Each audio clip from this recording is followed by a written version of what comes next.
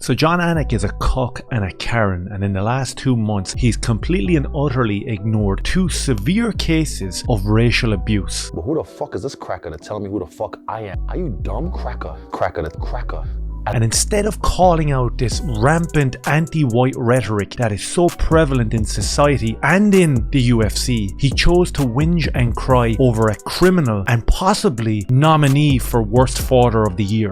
It's just incredible, his legacy. And the first time I ever cracked a microphone calling an MMA fight, Bellator won in 2009, and who was there headlining the card? Jorge Masvidal. It was his 20th pro fight, and I just think he is the most relatable athlete to me and many others on this roster. What? So as you can see from that clip, Anik doesn't address the situation whatsoever. He actually goes on to attack the victim of this racial abuse, Colby Covington. And just for a little backstory, what happened on Twitter was there was an MMA reporter, Aaron Bronster. He actually tweeted how it was kind of weird that Colby was getting a title shot ahead of Belal Muhammad. And Belal Muhammad responded to that tweet with the words, "He's white." Shut your fucking mouth! Shut the fuck up, you cunt! I shouldn't have to say this, but I'm going to say it anyway, and it might get me cancelled, but I'm just going to say it. Imagine it was a white fighter that had said this about a black fighter. For instance, imagine Bryce Mitchell jumped on Twitter and said, "Oh, it's great that John Jones came back and he got a title shot. It's obviously because he's black."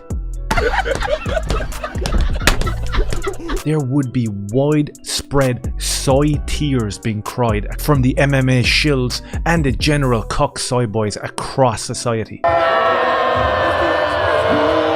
So after Colby was racially attacked by Belal Muhammad, no one batted an eyelid, as you could expect because he's white. Jon Anik goes on to tweet out some garbage about how Belal was badly treated. He's on a 9-fight winning streak. Nothing got to do with the fact that Belal Muhammad has a podcast with Jon Anik's brother, or the fact that Jon Anik hates Colby Covington. Colby calls him out on it. He takes a little pop in an interview, and it was all very theatrical, as you would expect with Colby Covington, saying that he's going to come after and end his life. Nobody took it serious. It was all part of the game, and they knew it. So he associates with racism and Belal Muhammad. And, you know, Jon Anik, dude, I don't want your kids to grow up without a dad.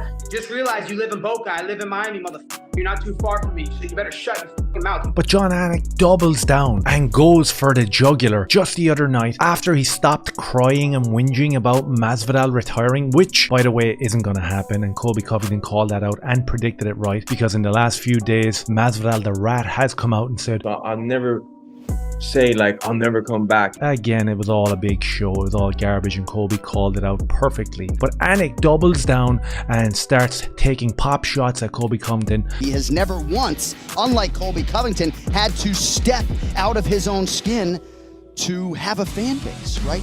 So in the aftermath of all this, where are we left? We're left with Jon Anik totally and utterly ignoring a racial slur that was pointed towards Dricus du Plessis the other night. I haven't seen Anik come out and call that out. And this is just another example of what I've continued to say and call out on this channel. You cannot talk about a certain demographic the way you can talk about white people. And you thought that MMA and UFC were exempt from this sort of liberal mind virus, but they're not. They're absolutely not. And in the last 2 years, you've seen them become more emboldened to push down harder on it. And if you just look at the comments from my last video, which I call out Israel Adesanya for being racist, look at the comments. It's absolutely pathetic. And as for these indoctrinated fools who can't even address the actual argument that I put forward in that video, they have to go down the ad hominem route and attack me. Get your facts straight, man. Do some research. All 3 of the fighters you spoke about lived in Africa. Yeah, for like 5 minutes, not even worth speaking about. And like rats fleeing a ship, they headed towards Western society where they knew they could land on a nice soft cushion, and these people